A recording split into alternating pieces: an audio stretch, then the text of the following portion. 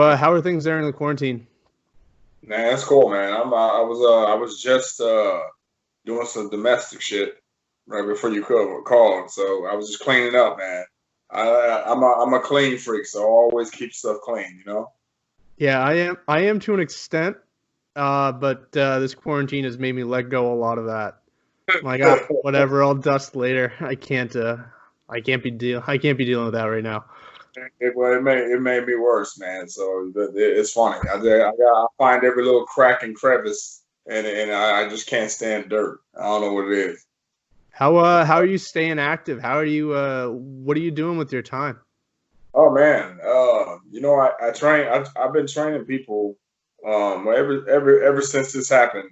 I'm probably training more people because I've been training people for a long time. But I train more people now that they can't go to the gyms.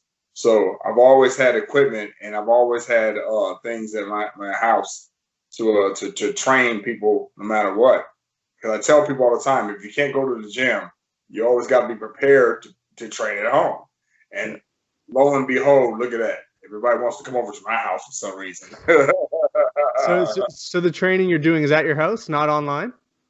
Yeah, man, I do. Because you can do all types of training, man. I got equipment in my backyard. I got you can run on the streets. Of course, you want to keep your distance from people. The social distance crap. But man, there's always ways because people just want to be. All they want to do is be told how to do it, how to work out, and that's it. But I always had equipment in the back of my yard. Throwing some tires, big tires. Always had that weight bench, old school, man. You know what I'm saying? I think that's a great segue to kind of what you're doing now. A lot of people are like, "Oh, Houston Alexander, I haven't heard from him in a while." He used to be in the UFC. He was knocking out, Keith Jardine. That's like when I mention your name, that's what people say. I heard your Canadian accent. See, I told you it was there. So kind of, I mean, obviously the Houston Alexander Foundation and stuff like that. But for people who aren't familiar, what have you been doing since you stopped fighting? Well, the funny thing about it is, um, everyone's got this thing where they say you stop fighting. I never stop fighting. I'm always training. I'm always helping people train. And I'm always engaged. Just because you don't see anyone on TV doesn't mean they're still not doing what they love to do. And MMA or boxing, wrestling, jiu-jitsu, I love doing that stuff already. So that's something that we're always doing all the time. So just because you people out there don't see us on TV doesn't mean that we're not active in some type of way. But I was always doing other things other than MMA. So I was doing radio. I was DJing because I was DJing probably as long as I have been fighting. I have my program, the Culture Shock School Tour, where I go into the schools and teach the kids about hip hop culture. That slowed down a little bit, but I've been doing that ever since I've been fighting too. So MMA, man, was just another piece of my life's puzzle. And they just happened to come together, and all of it, kind of coincided together. So, and once I stopped doing this as much, I started doing this as much. So, and the foundation we just started doing in the past couple of years. So, all that did was just bring all the things together. So, training people, helping kids, helping the community. That's all I did was just bring all that stuff together. Yeah, I've read a little bit into what it does, and it's great to see people who have like moved on, or not necessarily moved on from the sport, but aren't necessarily, like you said, aren't on TV, but they stay active and they give back to the community through martial arts, and in your case through DJing and other things other interests. You didn't just go off the grid. We talked a little bit about some of the people that you've been training, and I'm going to reach out to them probably this weekend and try to get them on the show and hopefully speak to them. Just kind of give an overview of some of the people. I know we talked about Ron Coleman Jr. and Ellie Grapp, I think is how to pronounce her name. Kind of give an overview, I guess, about them. Well, Grapp is a boxer, and I call her Little Joe Frazier because she moves like Joe Frazier, but she has the determination, and it's funny to see a woman with so much determination box, you know. And but she has a lot of tenacity, and I think she's really good. After watching a lot of footage on a lot of other people and the way she moves, she's a really good up and coming boxer. Now, as far as the MMA goes, Ryan Coleman has been training with me ever since he's been 15 years old. So he was around for the big bouts on television, all the smaller fights that we were doing in the clubs and at the smaller venues. And Ron is in his, I believe late 20s, but he's been around since day one. So, but he's a 4-time heavyweight wrestling champ at Omaha North High School, which is our high school here in town in Omaha. He was the last 4-time heavyweight champion in Omaha or in the state of Nebraska to do that. So his wrestling background, he's been wrestling ever since he was 2. So I dare anyone to try to take Ryan Coleman down. And he's a natural heavyweight that moves like a lightweight. So that's how quick he is. And he played football in college. So he's an overall beast. And so MMA for him was a natural transition. So I've been working with him since he was 15. But along with him, I've been working with Joe Bodler. And Joe Bodler is one of the first persons to do jiu-jitsu in our area, and he was at UFC 3. So it's funny how all those things come together, especially with MMA history in Omaha, Nebraska. But Ellie's been doing boxing for a while, but she's up and coming. And MMA, as far as MMA, Ryan Coleman is definitely an up and coming beast.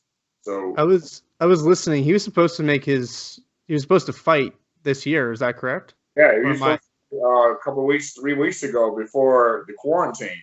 So he was about to beat somebody's ass about 3 weeks ago. But again, once all this blows over, and again, who knows? I think me personally, I think 2020 is as far as events goes. You're not going to see any major things on TV with a lot of people involved, and until all this quarantine and the virus goes away, man, because it's a serious deal, and I hope everyone's taking it serious because I've had family members already who passed away down south from the virus, so it's real, and again, I'm counting 2020. It might get better later in the year, but I'm kind of counting 2020 out, man, for anything. Yeah, I've kind of written it off. I've just kind of been hoping that nothing hits me and just make it to 2021, make it to January 21st without anything. And sorry to hear about the tragedies. Obviously, it's crazy how many people are being affected by it. It's something you have to deal with, man, and move on. It's life, brother. Yep. So a lot of people aren't familiar, and I'm not a hip hop guy at all. I'm country all the way, which is weird for a Spaniard, but describe the hip hop scene there in Omaha. Your family's originally from Spain. Yeah. See that? So you are Spaniards considered the true Spanish culture? I think so. I think so. It depends on who you ask. If you ask someone from Mexico or Puerto Rico, they'll have something to say about it. But as far as I'm concerned, man, it all originated in Spain. So as far as I'm concerned, we are the true Spaniards, true Latinos. Everybody else is just copying us. Well, let me put you up on game, young man. You know that Spaniards are of African descent. So of course you knew that, right? I know that some people in Spain have moved up from Africa, long back in the.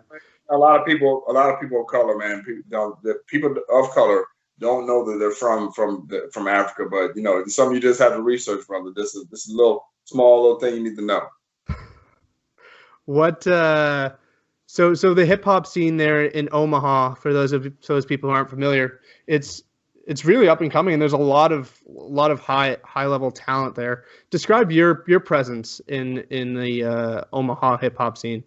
Well, you know what? There's a lot of people coming out of this area, that are have been online. But what I've been doing, man, I've been in the hip hop scene for a long time, since the '80s. I've been a b-boy.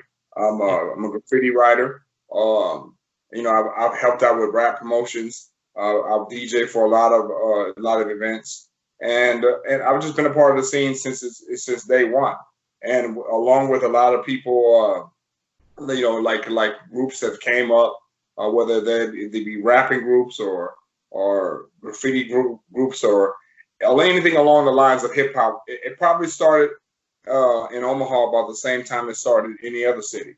When hip hop broke in New York City, and it started spreading throughout the country, and then from the country throughout the world. It probably started about the same time. So I've been active ever since, man, and never stopped, never wavered from it, because it was something as a kid that we grew up in. All right, we'll shift the focus here, I guess, to kind of, my podcast is mainly MMA, so we'll kind of shift the focus into your MMA career. So the date was May 26, 2007. Is that date etched in your memory as your UFC debut? Do you remember that date, and do you remember that night clearly, or is it just no different than any other fight that you had? It's funny because I've had over 200 fights, and I didn't treat it any different from anything, because I believe at the time there was no YouTube, so people couldn't find footage, or YouTube might have been new, but I didn't have footage on there. But I just treated it like a regular fight. But I do remember the night before I fought, I ran into Dana White. And I looked Dana White in his eyes, and I told him, "I'm about to whoop your boy's ass." That was my quote right there. When I looked at him, he kind of laughed. He was like, "Oh, okay, whatever." But we knew what we was going to do to the guy. And so what was funny is that my manager said that the commission wasn't going to let me fight at first, because they thought because of the footage they didn't have on me, they thought that I wasn't experienced enough to get in the ring, and he convinced them that it was that it was going to happen, and it happened. Yeah, I mean, you did something that guys like Forrest Griffin and Chuck Liddell couldn't do. You finished Keith Jardine, which, he's a legend of the sport, legend of the UFC. Hey, shouts out to Keith, man. That's my guy. Yeah, he's a great guy. I liked Keith Jardine. I admired his fighting style, his everything about him. But you did something that no one else has been able to do, really. So is that the highlight? I guess that victory is that the highlight of your career, do you think, or is there another fight that stands out more so? Well, there was fight, man. Again, there was fights before that. So there was fights where I've broken rings in Iowa, slamming people so hard in the middle of the ring, because the ring has boards in between. Yeah. I've slammed people so hard to where the boards broke. So I've knocked people out so hard to where they literally would fly through the ring. So it's all those fights that were fun getting up to that point, and it's just weird, man, because I would fight 5 times in one night, right? Because and because again, it was almost like the come on, come all type deal coming up in the sport, but it is what it was. I fought all over, and so fighting in the arena at the time, I fought in small arenas, big arenas, little medium arenas. So when I got there, it was nothing. It was nothing to me. So if you go back and watch the footage and just watch my face, I'm just like, okay, whatever. Is there any fight where you look back and you're like, I wish I could run that one back? If I could go back and all the fights I lost in the UFC, because I'm gonna be honest with you, I lost those fights because of me. And the reason why I say that is because Uh, I had a coach, Coach Alexander, who I still talk to, who said to me back then, "You already know how to fight. All you have to do is defend any takedown." Okay, and because he was a natural wrestling coach for 40 years, but when your transition is the most important part of MMA, and people don't realize how important transition for you to go to boxing, jiu-jitsu, judo, and it has to all be effortless. And back then when we were coming up, we had to go to across country to get jiu-jitsu, or to get the best jiu-jitsu, or down south to get boxing, or come to Canada to get some kickboxing. Back then we didn't have all the MMA martial arts in one gym. So it's easier for everyone now because you get to have everything, and you get all your training partners all in the same gym. We had to go all over to get on our different martial arts, but it's just funny to see the progression, and I love the progression of where the sport is, but it just seems like there's a lot of people to follow.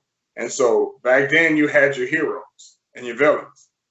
Here you have your heroes and villains, but there's so many of them. It's like where's everyone at? So it's just, man, MMA has been interesting, and I wish I could take back all those fights, because now with the intelligence that I have, my transition is so effortless right now. There's so much there's no effort into my transition right now. It's very unfortunate that happened later. Do you think? How do you think you'd fare if you were to get in the sport today rather than, that so many years ago? Like if you were to, it'd be easy. I think it would be easy because I don't see. Well, there's a lot of great athletes out there though, but I don't see any savagery though. I don't see. There's no Chuck Liddells. There's those characters are long gone. Yeah, I don't see any. Do you see any savages, Sergio? Yeah, I mean Mike Perry. Mike Perry. Yeah, I'm talking about real savages. You know what I'm saying? Not pretend behind the mic, gotta make up a story type savage. There's only a few of those guys left. But even that, they're making up after they're fighting. Yeah, the Diaz brothers, you could make a case for and stuff like that. But you know who doesn't do that? Who is one of my favorite guys right now? Khabib. No, yeah, I love Khabib. Hey, Khabib doesn't play, man. You see him, you see guys talking shit to him. He was like, okay, all right. Then he gets there and whoop their ass, and he does all the thing he did in his last fight, where he's going after everybody. That's to me, that's some savage shit, and that's what scares people about you when you enter that ring. Like, man, I can't do this against this guy because he'll do this. So it's interesting to see, man. Is he your favorite fighter today, or is there another fight? Oh, with the oil. Sal Bender's one of my favorite fighter. Khabib is one of my favorite fighter, and I keep forgetting the gentleman's name from Miami that knocked out the wrestler with the knee. Masvidal, Jorge Masvidal. That's another guy who's a real. He doesn't play. Yeah, and those are three guys that I'm looking at right now that I always enjoy watching. Do you ever get the itch to be like, man, I just want to go back in there and fight, like a cage fight, not necessarily training? You know what? No, I train every day, so that's nothing. But if I had the opportunity to get in the ring, I would love to get in the ring. It doesn't matter. It doesn't matter how old you are. If you're physically able, because I've never got really, really hurt during MMA. Please, I would love to get in there. Who wouldn't? Just like guys who play football. I'm sure they're out there playing catch football or playing. I played football with some ex-NFL people for charity, and I'm telling you, that's a whole different level, man. And even playing with some guys who retired, that's a whole different level. So I'm sure it'll be a whole different level with a guy like me who actually has the thinking game down. So yeah, man, of course, I would be lying if I said I wouldn't want to get back in the cage or octagon or boxing ring, because we enjoy doing it. It's what we do. Yeah, you mentioned football players. I find a lot of football players, like even Herschel Walker, who came out of retirement, who like to fight Yeah, later in life. He had a tremendous success. I find that football players like seem to have a lot of success in martial arts. Guys like athletes all together, man. Especially if you're disciplined enough to learn the art forms, or have been learning. I'm not for sure if Herschel was already doing something, even when he was in football. yeah. But a lot of those people are doing, mixed martial arts even behind the scenes. So, You is MMA and martial arts in general something that you've instilled in your kids? Is that something that they do as well? well, you know what? Yeah, I teach a bullying program at Yeah. schools as well, and I believe MMA instills discipline, Yeah. with my children. That they've seen me over the years, and they've seen the discipline it takes and the dedication it takes to even be a part of a situation like that. So that has been instilled in my kids. So yeah, man, it's real important. MMA is real important in a lot of ways, especially when you're dealing with kids, or you're dealing with adults who can't find their way. So sometimes MMA is a way out. Yeah, I find like I do a little jiu-jitsu. I by no means am I a martial artist of any sort, but I find the guys there are they're not there to hurt you. They're there to learn and there to grow. Yep, And I find it everyone's there. That's the key. That's the key thing especially when you're practicing. It's everyone's learning. Everyone, and you're not trying to hurt anyone. You're trying to learn, and you're trying, and you probably notice that everyone who practices with you are probably even killed. Even from down to the last guy or the smallest girl. Everyone's probably even killed at your gym, huh? yeah. The first time I went there, I got choked out by a 13-year-old girl. First time I went to jiu-jitsu, and like you know what, like anybody else is like, oh, I'm done with this. But that motivated me to go back, and now I can choke out guys twice my size who have never gone. And I'm a white belt. Like I'm not a black belt. I'm not a blue belt. But you learn little tendencies and stuff like that. And the one thing I like about jiu-jitsu is size goes out the window. And Well, I wouldn't necessarily say that. well, there's someone who's good at jiu-jitsu and someone who doesn't know anything about jiu-jitsu. I wouldn't say that, man. I wouldn't say that. Yeah, but you know where I'm getting at. Like guys who I know what you're getting at. Yeah, a 265-pound guy who doesn't have any idea of anything related to martial arts versus a black belt who's 135. It's a joke on the mat. It just all depends. It just all depends. Yeah, and a lot of people don't know because again, all the coaches I've dealt with have always said that size does matter. It does. At some point it does. Like, but guys like Joe Lozon, the high-level jiu-jitsu guys, Royce Gracie proved that too, right? So jiu-jitsu is very, very tricky martial art. You know what I'm saying? Yeah. You grab someone's ankle, and they're out of there. Yeah, and I think I come from a swimming and soccer background. I wish I learned jiu-jitsu and basic martial arts because the discipline you learn and swimming is one of the hardest sports, and people don't realize how hard swimming is, especially if you're doing laps upon laps upon. Yeah, man, swimming is hard, definitely.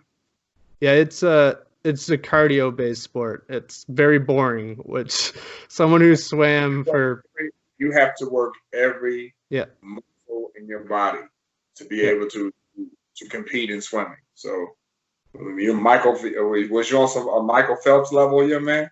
I was not at that level. I wish I was, but I was never at that level, unfortunately. That's fine. And I guess we'll kind of finish it up with some like non-MMA stuff. What is it you're doing in your free time there at your house? Are you watching any shows on TV, any movies? I'm a YouTuber, man. So I'm always into learning. So if I'm watching anything on whether it be a smartphone or on laptop or anything. It's something that has to do with learning at all times. So if I'm not learning about history, I'm learning about individuals that are very successful. So everyone wants to be successful in life. So you learn all these tidbits from everyone who's lived a successful life. Who wouldn't want to follow Denzel and some of the things that he's done, Denzel Washington, or who wouldn't want to watch interviews with Horace Gracie? Who wouldn't want to watch interviews with some of the younger guys like the Stylebender and just learn? It's always a learning process with me, brother. So I'm always trying to learn. I don't care if it's trying to hook up a cabinet or do a certain boxing move. I'm always trying to learn, man. And because life's always a learning experience. Yeah, there's always. It sounds cliche, but it is, man. Yeah, there's always more to learn. There's always, whether it be about martial arts, like you said, or history, or anything like that. And there's right now with the technology that's out there, there's endless amount of podcasts where you can learn about just about anything. I think it's a great time to learn, whereas back in the day it was all textbooks and stuff like that. So we have a gentleman here, John Henson, and he kind of started off about the same time. We started off in the same gym, and he's the world's jiu-jitsu champion. So if you look up John Henson, he's from Iowa, but he trains out of Omaha, Nebraska. He's probably one of the way top level jiu-jitsu guy. But the first thing they asked him, how did you learn how to do jiu-jitsu? And he said, from the internet. So before he even hit the mat, he was already studying other people on the internet. So I'll never forget what he said. And if you watch John, if you go to YouTube and watch John Henson, you will see he's another level. Yeah, but it's funny because that kind of the very first jiu-jitsu class I had someone in a triangle choke, and their arm was on the wrong side of the body. So I was just sitting there putting as much pressure as I could, but nothing was happening. Like, he wouldn't tap. And then they were like, go back, watch a video at home. And the first thing they said is, move its arm to the other side. And I'm like, that's all it was. All it was. But had I watched a video before. Damn. Yeah.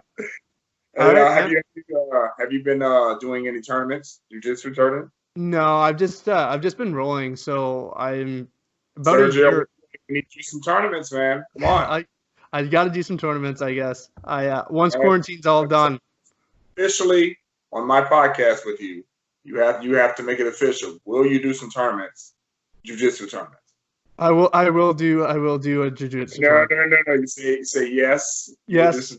Yes, I'll do some tournaments. All right. Hey, is that a promise? That's a promise. Man, hey, so that'd be cool, man. I would love to watch you on YouTube, and I would love to see one of your matches, man. All right, man. I appreciate it. Is there any for people out there who are, I guess, what can they follow you on? Where can they get a hold of you? People can watch. Well, they can follow me on all the social media platforms under Houston Alexander, and they can go to HoustonAlexander.com .org and they can get more information about our foundation and all the things that we do for the kids in the community.